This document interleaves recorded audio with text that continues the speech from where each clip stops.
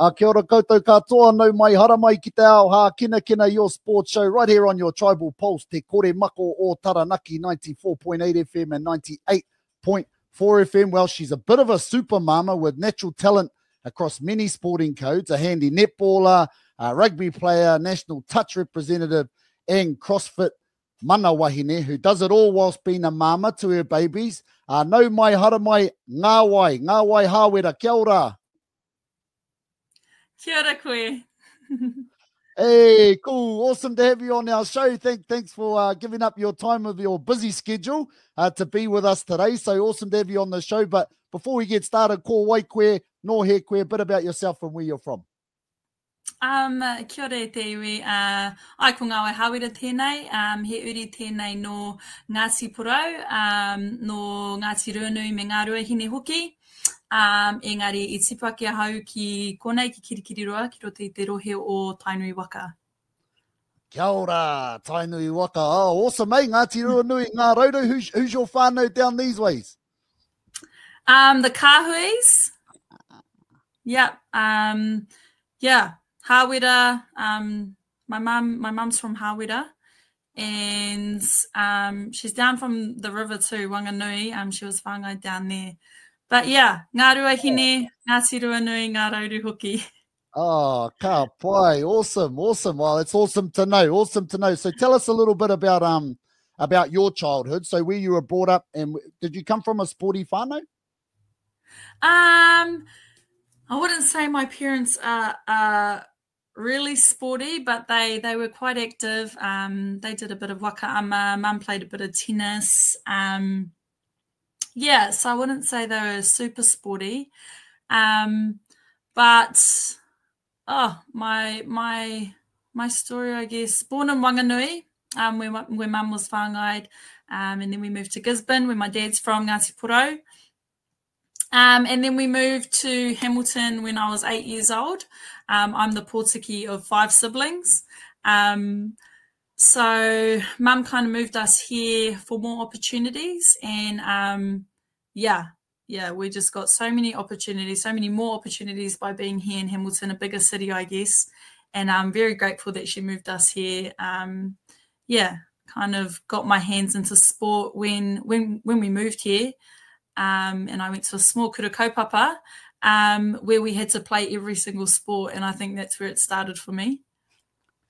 Oh, that's awesome. Yeah, definitely some good sporting opportunities there up there in the Waikato. So what kind of sports did you play as a youngster, and you know, how did you kind of navigate towards the ones that you ended up playing, you know, you're playing as an adult now? So at my kura kaupapa, I think there was about maybe 40 students or maybe even less. So they were really trying to get us on the map in terms of sports teams.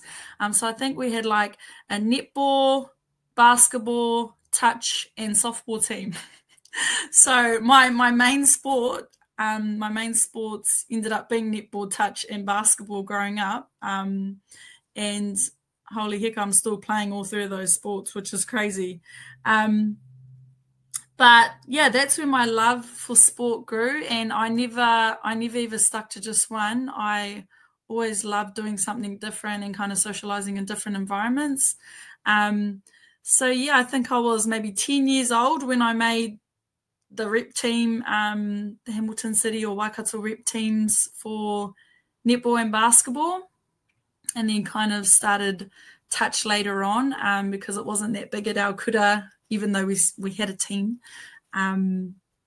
we didn't quite get into the rep sort of side of things. But yeah, I'd say that's where it all started for me. And home was really busy. So I was the youngest of 5. You know, the pōtiki of the whānau, you're not really heard or listened to. You don't have much of a voice. So I kept myself busy by staying at kura, playing sports, going to different trainings with my friends, and yeah, found a huge love and passion for it. Awesome. Definitely know what it's like with plenty of tamariki in the whānau. We've got 7 at home as well. So now you're a pretty handy touch player and CrossFit fanatic, but I hear you're pretty handy on the netball court and on the rugby field too. Tell us a little bit about your netball and rugby union days. Look, I wouldn't say I was a rugby player. I did play for a little bit. I've played netball most of my life. That's always been my number one sport, right up until maybe a few years ago. But yeah, I chose kind of netball towards the end of high school. I chose that sport to really go hard in.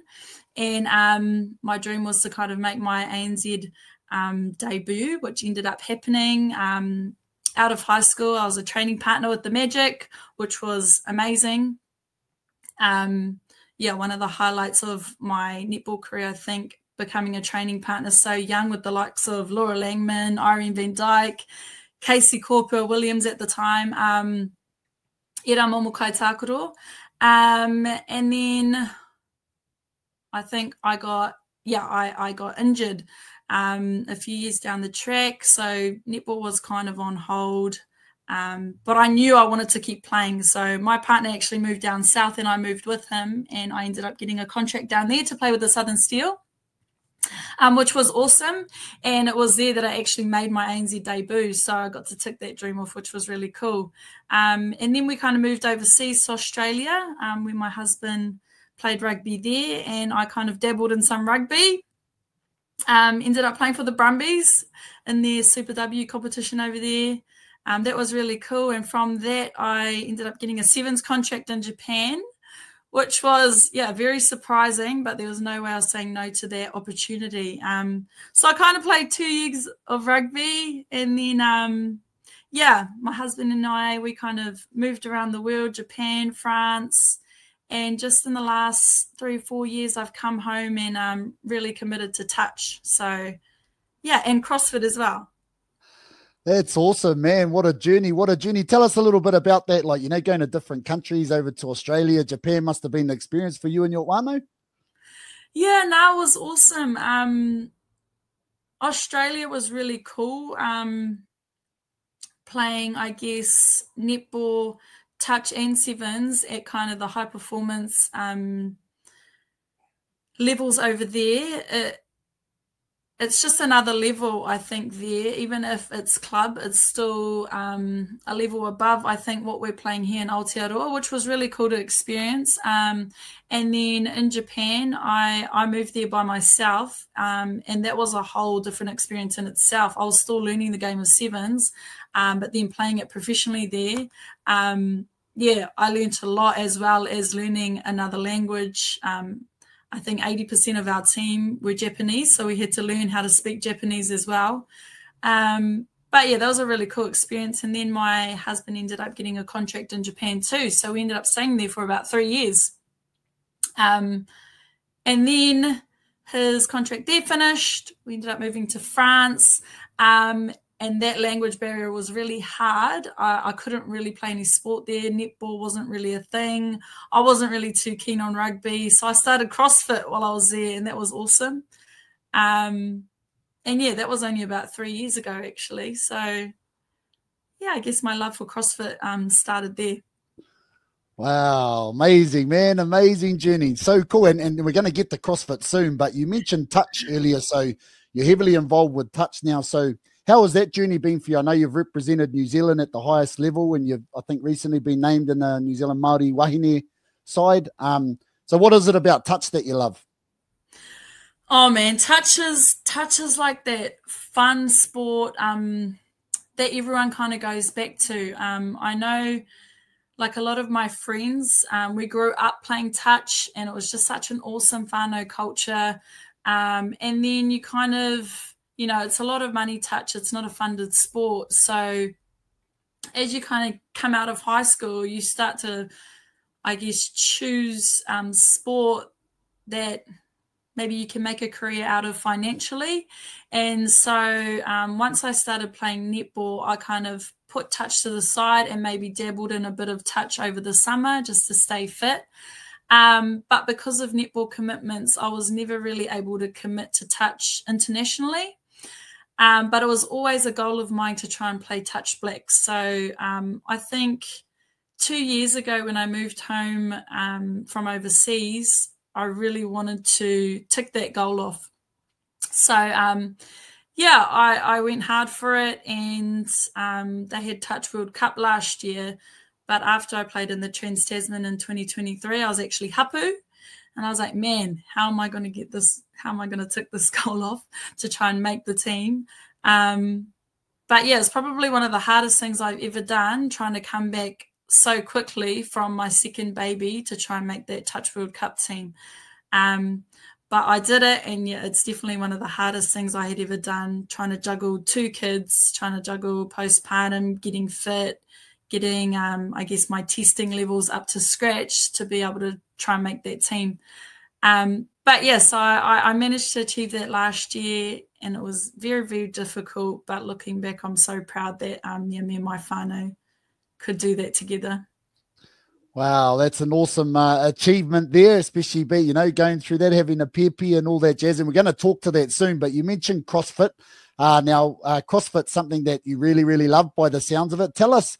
I don't know much about CrossFit, to be honest, but tell us about it. And there seems to be a lot of our people, a lot of Māori people getting involved with CrossFit. What is it about CrossFit that kind of brings our people in and gets them, motivated and activated? Well, because I started doing CrossFit in France, it was a great way to meet people. Although I couldn't speak French, yeah, it was still a really good way to meet people, and you can see the real community that's created through CrossFit. But for me, it was learning new skills, I guess, later in my life as an athlete or as an older athlete, and the challenges of learning different skills. You've kind of got that athlete mindset already, and it's actually really enjoyable trying to achieve doing so many new things. That's what I found about it. And then also it's been an awesome vehicle to stay strong and fit for my sport. So I've never actually fully committed to CrossFit, I must say, in terms of, true CrossFitters, they train like 2 to 3 times a day. I've only really ever committed to classes, but I found that I've become probably my fittest and strongest as an athlete playing other sport by doing CrossFit. So it's been an awesome vehicle for me. In line with my sport. Wow, that's cool. And I hear you qualified for nationals, is it? And managed to get a top 10 placing in the RX grade. Tell us how it kind of works. Yes. Yeah. So anyone can register to qualify for the New Zealand CrossFit Nationals. So I think there was like over 130 people who registered to do the qualifiers in my grade, and they take the top 30. They take the top 30 and they go to nationals, which was in Tauranga. So yeah, I qualified for the top 30, and that was just after I got back from Touch World Cup. They had those qualifiers over a 2-week period, and gosh, I was not CrossFit fit. I was just Touch Fit at the time. So I think I scraped through and qualified as like 29th. But yeah, it was a really cool experience. I'm not sure if I would ever do that again, man. Mentally it's just so tough, and I think you have to really be committed to training 2 to 3 times a day, and I think it kind of took the joy out of it for me. I still really enjoyed it because I am competitive, but I think just the time it takes to actually get to that next level, that's what I learned from that experience. Oh, awesome. Now, amongst all of this awesomeness, this journey that you've been on, you're obviously a proud māmā. And I suppose, for the hard mahi that comes with being a mum, how have you managed to juggle and, all those challenges that come with, the busyness of being a mum, but also looking after yourself and being active in the sports that you love? Yeah. No, I mean, it was challenging just having one baby, and then having 2. Yeah, really threw a spin in the works. But I think, especially as wahine and then as athletes, you've got a real strong mental toughness already, and I think I'm just one of those people who, when I set a goal, I'll do anything to try and get there. But I must say I would have never been able to do it without my whānau's support, without my partner's support. He was incredible. We kind of set these goals together, and without him and my whānau, yeah, it would have never happened. So yeah, you can have the mental toughness. It's still hard, and you still need a kind of backbone to lean on. And yeah, my partner and my whānau were that for me, and they were very supportive. So I was very lucky. Yeah, outstanding. So with all those amazing achievements you've accomplished already, what's next? What's next? What else you got to tick the box on? Well, last year, amongst all of that, I also decided to do kapahaka for the first time in trial for Rōpū for Te Matatini, which I know people are like, oh my God, you're crazy. So I ended up actually doing a full campaign as well. I wasn't fortunate enough to make the final team. I was a reserve, but I've never been a kapahaka girl before. So that's always been on my bucket list to try and do kapahaka. But that's definitely one of my goals this year, is to trial again for regionals and hopefully make the stage this time. Learned a lot, and I think my athlete mentality just kind of really helped me to persevere and stay in it. Very uncomfortable doing things that you've never done before, but yeah, it was awesome. And I think just the kaupapa being involved, it was more than the 20-minute stand at the end. You know, you get so much more being involved in kaupapa like that, and my whānau reaped the rewards as well. So yeah, we'll be doing that again this year. I kind of said to myself that, you know, last year was so hectic, so we'll stay away from any international touch campaigns. But when I was named in the first Māori women's touch team, there was no way I was saying no to that, you know, mo te kaupapa te take. So I had a kōrero to my partner, and I said, look, I know I said this, but I can't say no to this one. I was like, it's the first one, you know, and I really want to be a part of it. I ain't getting any younger, and I must say I'm always the kuia in these sort of teams now. But yeah, I'll be doing that this year in June too. So looking forward to that one.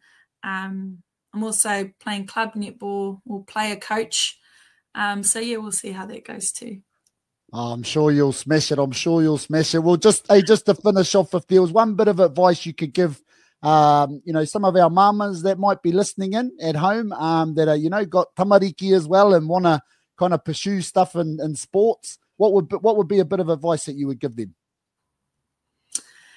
I'd say planning is key to being successful. You know, if you kind of don't have a plan and you just have goals, we can kind of not tend to fail, but things might not seem as realistic. So yeah, we can set these great goals, but if we kind of plan smaller steps in getting there, I feel like that's always very helpful. And having a support crew that you can rely on to not only help you, but obviously look after your tamariki. I feel like, yeah, a support system and having a plan in place long term is very helpful and, yeah, key to success, I guess. Awesome bit of advice there, Ngawai. Well, hey, thank you very much for your time, for joining us on the show. We appreciate you sharing a snapshot of your amazing journey, you and your whānau's amazing journey. You're a shining light for many amazing māmas that are still busy in the sporting space, and we wish you all the very best on your next journey ahead. Yeah, ngā mihi e hoa.